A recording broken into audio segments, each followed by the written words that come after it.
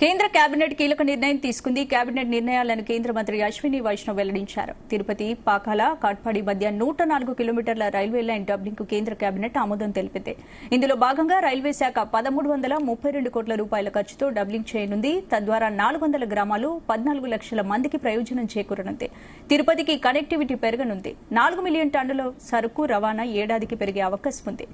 కేంద్రం తీసుకున్న నిర్ణయంతో నేరుగా 35 లక్షల పని దినాలతో నిరుద్యోగులకు ఉపాధి అవకాశాలు కలగనున్నాయి అని అశ్విని వైష్ణవ్ వెల్లడించారు. ఇక పీఎంకే లైన్ లో command area development and water management పథకానికి కేబినెట్ ఆమోదం తెలిపింది.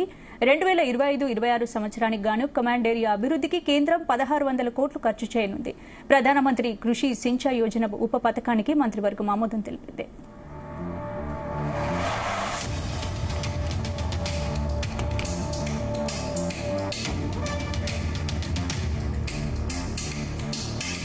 ఇదే అంశానికి సంబంధించి పూర్తి అప్డేట్స్ మా ప్రతినిధి శ్రీచరణ్ అందిస్తారు. శ్రీచరణ్, స్పందన కేంద్ర కేబినెట్ ఈ రోజు కీలక నిర్ణయాలు తీసుకుంది. కార్గో ఎక్స్ప్రెస్ ప్యాసింజర్లు రైళ్ల రాకపోకల కోసం కేంద్ర కేబినెట్ కీలక నిర్ణయం తీసుకుంది. ఏపీలోని చిత్తూరు తిరుపతి మీదుగా తమిళనాడు వెళ్లే వేలూరు వెళ్లే రైల్వే లైన్ లో అదనపుగా మరో రైల్వే లైన్ నిర్మాణానికి కూడా శ్రీకారం చుట్టింది. ఇందుకోసం 1332 కోట్లు ఖర్చు చేయనుంది.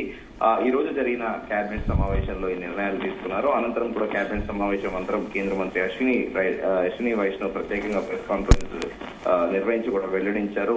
తిరుపతి పాకాల కాట్పాడి మధ్య 104 కిలోమీటర్ల రైల్వే లైన్ డబ్లింగ్ కు కేంద్ర కేబినెట్ ఆమోదం తెలిపిందని కూడా ఆయన చెప్పారు. ఇందులో భాగంగా 1332 కోట్ల ఖర్చు కూడా ఈ డబ్లింగ్ చేయనుంది. తద్వారా 400 గ్రామాలు 14 లక్షల మందికి ప్రయోజనం చేకూరనుంది. తిరుపతి నుండి కనెక్టివిటీ పెరగనుంది. 4 మిలియన్ టన్నుల సరుకు రవాణా ఏడాదికి కూడా పెరిగే అవకాశం ఉంది. కేంద్రం తీసుకున్న నిర్ణయంతో నేరుగా 35 లక్షల మందికి కూడా పనితో పాటు నిరుద్యోగులకు ఉపాధి అవకాశాలు కూడా కలగనున్నాయని కూడా అశ్విని వైష్ణవ్ తెలిపారు. దీంతో పాటు పీఎంకేఎస్వై లో command area development under water management పథకానికి కూడా కేబినెట్ ఆమోదం తెలిపింది. 2025-26 సంవత్సరం గాను కమాండ్ ఏరియా అభివృద్ధికి దాదాపు 1600 కోట్లు కూడా ఖర్చు చేయనుంది. అయితే మనం ఉదయం చర్చించుకున్నట్టు కేంద్ర కేబినెట్ డెసిషన్ లో ఇప్పుడు అమెరికా విధించిన సుంకాల గురించి దాదాపు 27% సుంకాలు ఏవైతే ఉంటాయో ఆ సుంకాల గురించి ఏమైనా కేంద్ర కేబినెట్ ఏమైనా కీలక నిర్ణయాలు తీసుకుంటుందా అని కూడా అందరూ భావించారు. కానీ ప్రస్తుతం ఈ రైల్వే లైన్ ఒకటి ప్రత్యేక రైల్ ఎక్స్పాన్షన్ గురించి కూడా పలు నిర్ణయాలు తీసుకుంది కేంద్ర కేబినెట్. ఈ మేరకు దానిపైన అమెరికా ప్రభుత్వం తీసుకున్న నిర్ణయం పైన ఎలాంటి చర్చనైతే జరగలేదన్నట్టు కూడా మనకి చాలా క్లియర్ గా తెలుస్తోంది. దీని ద్వారా ఈ ప్రధానమంత్రి కృషి సించాయ్ యోజనలో పథకానికి కూడా మంత్రివర్గం ఆమోదం తెలిపింది. ప్రెజరైజ్డ్ పైపు ద్వారా నీటి సరఫరా చిన్న కాలువలకు బదులుగా పెద్ద కాలువ నుండి చిన్న కాలువకు పొలానికి నీటికి తీసుకెళ్లడానికి కూడా ఒక చిన్న కాలువను ఉపయోగిస్తారు. దీనికోసం 78 పైలట్ ప్రాజెక్టులను కూడా అమలు చేస్తారు.